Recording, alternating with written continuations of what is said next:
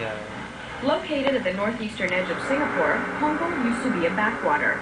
But no longer, especially this secondary school, which sits at a piece of land surrounded by 5 different construction sites.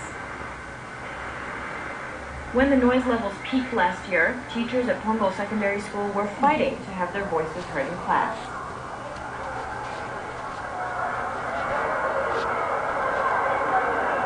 It was very noisy, very noisy. Our concern was the learning environment.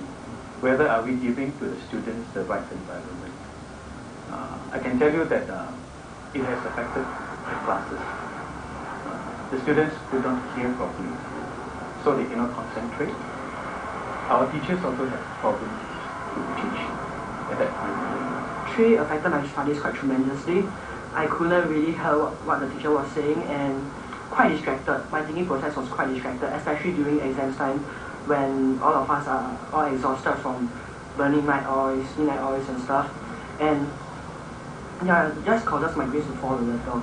We were thinking like, when's it ever gonna end? You know, like oh, it's like keep on pounding and like the ground keeps on shaking. So it was pretty difficult to cope with the studies and all. Our concern was to make sure that the school has the right environment for learning. So we had to solve this problem urgently. So we called MOE straight away to inform them about the problem. And with their full support, we then called the builders, HDB, NEA. And we met and discussed the problem and found the solution. The solution? Shutting the windows, fixing heavy curtains as sound barriers, and installing air conditioning in all the classrooms. It was a high price to pay, but it was worth it. And school authorities have observed that the builders have rescheduled their construction during examination periods, allowing the students to complete their exams in a peaceful surrounding.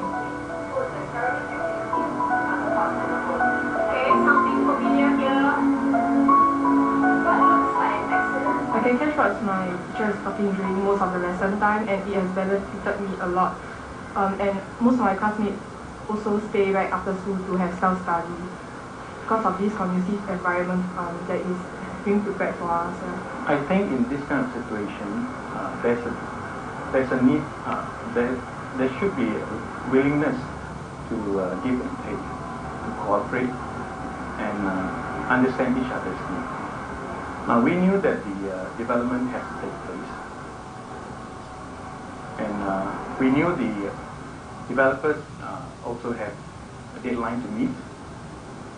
On the other hand, they knew that we have to run the school and always give up the best, ensuring that there is the right learning environment. So we got together, cooperated, saw each other's needs, and worked out a workable solution. Punggol Secondary School has resolved a tricky situation, but it's not so simple in residential areas.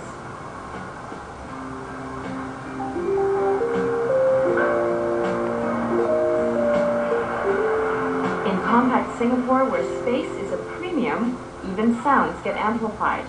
And when the voices of the residents get drowned in the noise, will they ever be heard? Well, if you have any comments, drop me a note at ijournalist@channelnewsasia.com. Next week, we look at busking for a living. Are buskers talented performers just waiting to be discovered, or are they just looking for a handout? We'll see you next time.